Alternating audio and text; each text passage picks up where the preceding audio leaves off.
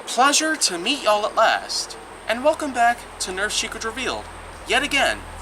But this time, I'm basically just going to go over a few things based on how, over the last half century, 50 years, we've seen so many things come out from the Nerf brand itself. Just one half century ago was when all the brand itself had was a small foam ball that would be used inside the house. And there were tons of these Nerf balls that were made. Of course, Nerf wasn't originally owned by Hasbro at the time that the Nerf ball was originally developed, but rather by the famous board game company called the Parker Brothers. So I guess that just points out a little of our history right there, but moving up until 30 years after, by 1999, was when we had ourselves Hasbro owning the brand itself and really pushing themselves forward to creating as many products as they could make. Basically products, of course, that would launch foam-based projectiles of any sorts. And remember, the acronym itself, NERF, originally stood for Non-Expanding Recreational Foam. Of course, this particular type of acronym was originally coined up by a few other people out there, but we've managed to originally recover this type of acronym that had almost been forgotten. Non-expanding recreational foam surely led to the exact brand name itself. And I really seem to be in a lot of agreement with it, even today, where we have a lot of other things coming around. Because besides foam, plastic, and metals and the like, there have been so many other things that have come around with the Nerf brand itself.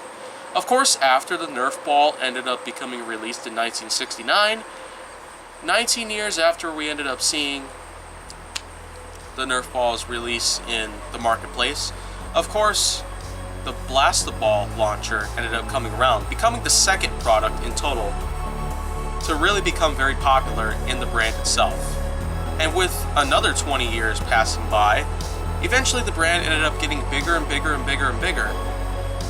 Such blasters that we pretty much just call vintage blasters as of today's standards, they pretty much just seem to be holding in a lot of, records on them, being that they were quite popular back in the day, and even up until today, they do become valuable collector's items. Even in my case, where I've had lots of other, collector-based Nerf products out there, basically a lot of Nerf blasters out there that came around before 2005. Any blasters of those age, or even higher than that, they were basically considered to be quite old relics that we've had back in the day. And now that we look at them in today's time, basically a decade and a half later, at minimum, we seem to be seeing a lot more than we could ever possibly imagine. And of course, up until 2006 was when the Nerf brand itself wasn't super popular out there. But it was around that time, in 2006, where the brand itself had its own lineup, called the N-Strike lineup. Mainly, the N-Strike lineup became a super popular brand in just 4 years. 4 years it took for a brand to become super popular with the likes of having only one lineup. But it gets even better. 9 years after that, we've managed to get ourselves the N-Strike Elite lineup by 2012. And then following that, we would have ourselves other brands like the Rebel lineup, the Zombie Strike lineup, the Mega lineup, the Doom Lens lineup, the AccuStrike lineup, the Alien Menace lineup, which probably is forgotten by now by most people out there who are big fans of Nerf, as well as some others out there. Of course, the brand's name itself continues to be an ever-growing force, an ever-evolving force by today's standards. And by today's standards, we would definitely expect a lot of things to come around from Nerf itself, and as it turns out, that theory still holds water. A lot of water. Probably enough water to fill up the Indian Ocean. Because that's just how far the whole thing seems to go in terms of how popular itself the brand had managed to become over the last several years or so. It only took that amount of time for a brand to become extremely popular and to becoming an ever-evolving force.